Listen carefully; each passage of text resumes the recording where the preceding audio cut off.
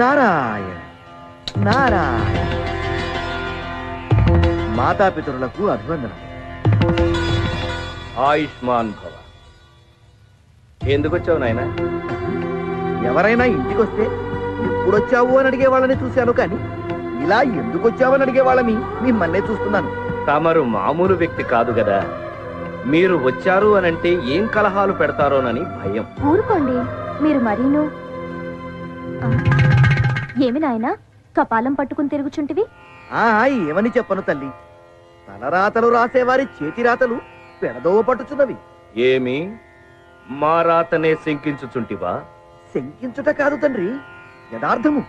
దానికి ఈ కపాలమే సాక్ష్యము.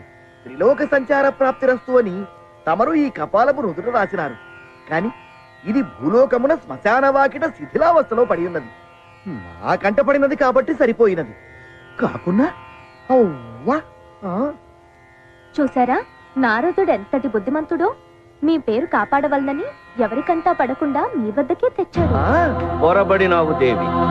నారదుడి కపాలము తీసుకుని వైకుంఠమునకు వెళ్లి అచట నుండి కైలాసము చేరి చివరకు సత్యలోకము చేరినాడు, అవునా? అనగా ఈ కపాలము త్రిలోక సంచారము చేసినది. నేను రాసిన దానిలో తప్పేమున్నది? దానికి ఆ ప్రాప్తమున్నది కాబట్టి ఇతనికి బుద్ధి పుట్టినది.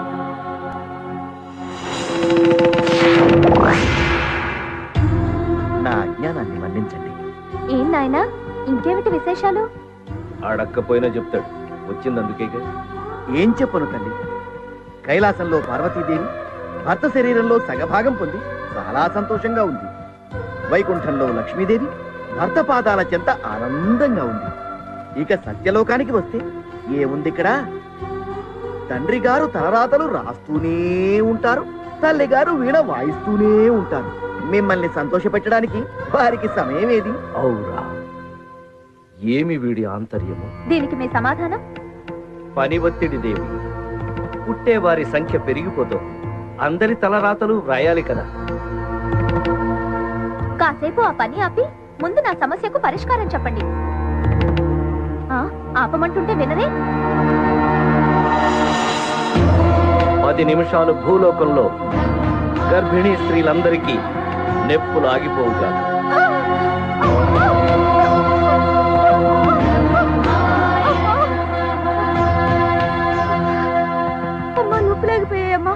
ఇప్పుడు నీకు ఏమి కావాలి? నేను చెప్పినట్టు చేయండి. ఇక నుంచి మీరు ఉదయం 4 గంటలు, సాయంత్రం 4 గంటలు పని చేయండి. మిగిలిన సమయం నా కోసం కేటాయించాల్సిందే. ఏం నారదా? అంతే తల్లి. అసాధ్యము నారదా. త్వరగా వ్రాయండి ప్రభు. ఏమిటది?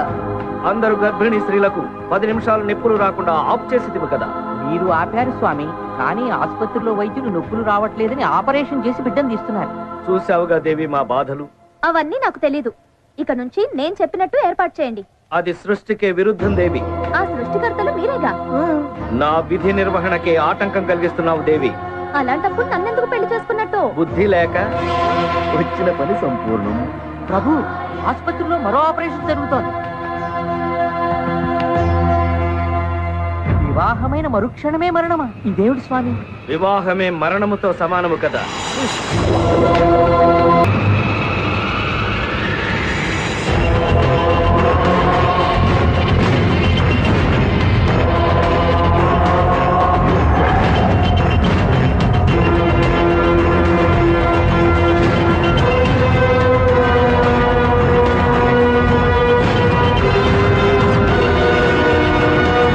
ఇతనేమన్నా అంతర్రాష్ట్రీయ దొంగల ముఠా నాయకుడు అనుకుంటున్నారా? లేకపోతే సెంట్రల్ బ్యూరో ఆఫ్ ఇన్వెస్టిగేషన్ వాళ్ళు ఇతని చేస్తున్నారు అనుకుంటున్నారా? అలా అనుకుంటే మీరు పొరపడినట్లే. ఇతని కోసం వెంటపడే వాళ్ళు అంతకంటే ప్రమాదకరమైన వ్యక్తి.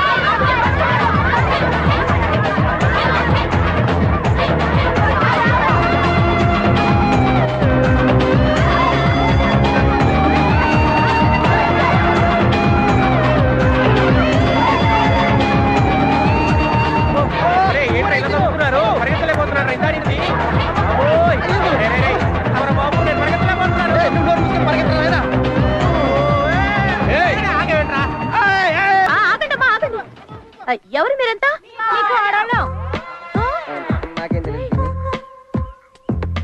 కొడుకు ఇంకా పెళ్ళే కాలేదు, నా కోళ్ళు ఎక్కడి నుంచి వస్తుందమ్మా? ఏమే చూపించండి. ఏంటివి? లవ్ లెటర్ నాకు రాశాడు. ఓకే, గర్భిణీ స్త్రీలకను పిల్ల తల్లులు కూడా రాస్తాడా? ఆయన ఏం అనకండి అత్తయ్య, ఆయనకు ఓకే అయితే నాకు ఓకే. నువ్వు ఆగవే, కుర్రాడు చాలా బాగున్నాడు. నా మొగుడు చచ్చిపోయి 6 సంవత్సరాలైంది. ఒంటరిగా ఉండాలంటే ఇబ్బందిగా ఉంది. కుర్రాడు నాకు ఓకే. ఇది కూడా నా కోడలురా? వీడికే కాదు, చనిపోయిన మా నాయనమ్మ కూడా రాసే లవ్ లెటర్. దాంట్లో ఉంటే రాసాము. ఏంట్రా ఇది? ఓటర్ లిస్ట్ దగ్గర పెట్టుకుని అందరికి లెటర్స్ పంపించాం పిన్ని. ఎందుకు చేశారు ఇదంతా? మరి ఏం చేయమంటావు పిన్ని? ఆ డిగ్రీ పూర్తయితే కానీ పెళ్లి చేయనన్నావు. 5 ఏళ్ళు చదువుతున్నాడు. ఆ డిగ్రీ అవదు, పెళ్లి అవదు. అందుకే ఈ ప్రోగ్రామ్ పెట్టావు. అవి చచ్చినాడా? అమ్మా, నా కొడుకేం తెలీదమ్మా, ఓట్టమ్మా. ఇప్పుడు అవునమ్మా. ఇంకోసారి ఇలా చేయకుండా నేను బుద్ధి చెప్తానమ్మా. బుద్ధి చెప్పడం కాదు శాంతమ్మా, పెళ్లి చెయ్యి. లేదంటే మా కాపురాలో చిచ్చి పెట్టేలా ఉన్నాడు. పదండి వెళ్దాం. ఏదో సంత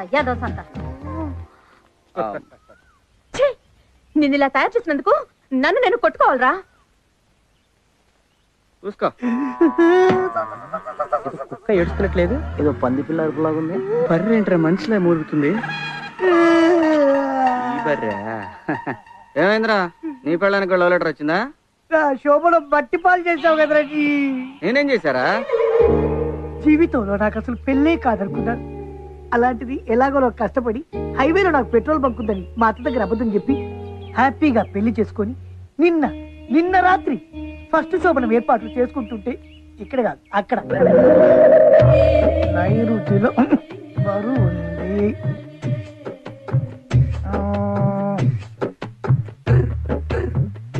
గ్లాస్ ఈశాన్యంలో పెట్టి వచ్చి పట్టుకో.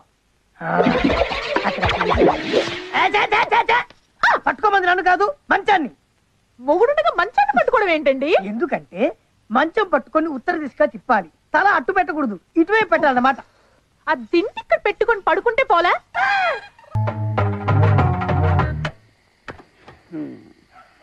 ఇప్పుడే పెట్రోల్ అయిపోవాలి. ఎక్కడ చచ్చాడు? సోన్ బాబు, సోన్ బాబు. శోభన్ బాబుకి ఈ రోజు శోభనం, గదిలో ఉన్నాడు. ఏమైంది? అంటే బండిలో పెట్రోల్ అయిపోయిందండి. ఓ బాటిల్ ఉంటే ఇస్తారా? బాటిల్ ఎందుకు? నేషనల్ హైవేలో మా అల్లుడికి హెచ్పి పెట్రోల్ బంక్ ఉంది, అక్కడ పోయించుకో. వాడు నీకు బాగా వేసాడు సోపు. వాడి పెట్రోల్ బంక్ ఎండూరు కదా వాడు.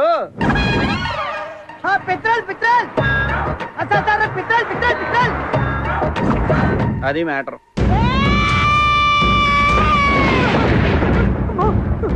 ఇదేంటి ఏం చేయకుండానే మంచం ఇంత సౌండ్ వచ్చేస్తుంది? సౌండ్ ఇక్కడ కాదు, అక్కడ. మా అమ్మ మీ అమ్మ లోపలికి వచ్చేస్తుందండి.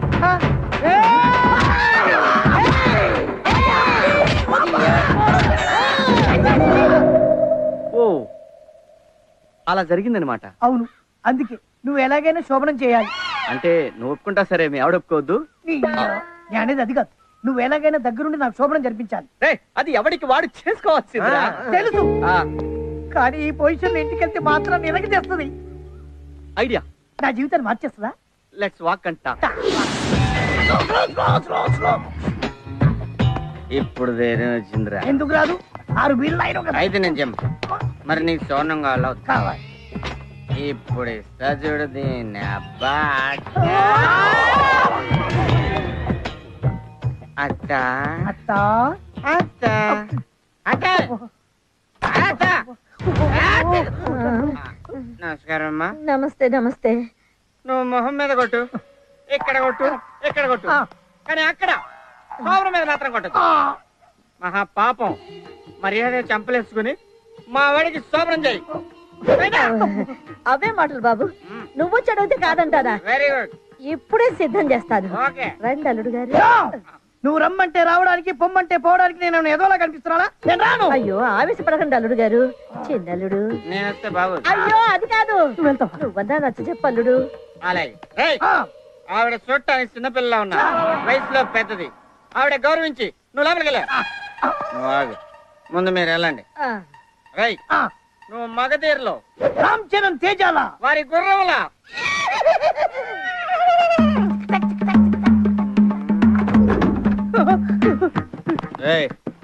ఏమైందిరా అప్పుడే అంటే వచ్చి అది అమ్మాయి ఏదో మోటు సరసం ఆడిందని అలిగి బయటకు వచ్చేసాడు. నువ్వన్నా చెప్పు చిన్నల్లుడు. అరే శోభనాని నువ్వు కొత్త కదా, ఫస్ట్ అలానే ఉంటదిరా. నువ్వు వెళ్ళా అంటే లోపలికి వెళ్ళబాలు. నువ్వు తలుపు వేసుకోమ్మా. మళ్ళీ వచ్చేయండిరా. లోపల ఏం జరిగింది? లోపల ఏం జరిగిందో ఎవరైనా బయటకు వచ్చి చెప్పుకుంటారు, ఎవడు సిగ్గు లేకుండా. నువ్వైనా చెప్పు చిన్నల్లుడు. చెప్పడం ఏంట్రా, బుద్ధి ఉందరా నీకు? లోపలికి వెళ్ళు.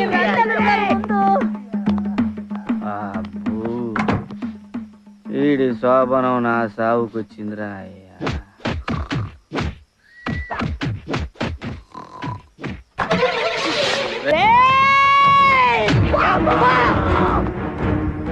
పెట్రోల్ బంక్ కొనకుండా ఇంకోసారి శోభనం అంటూ ఈ గడప తొక్కావనుకో ఇక్కడే గొయ్యి నుంచి పాతేస్తా.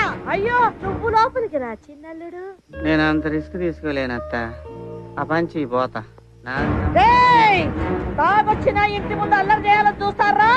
ఎదవ నా కొడకల్లారా.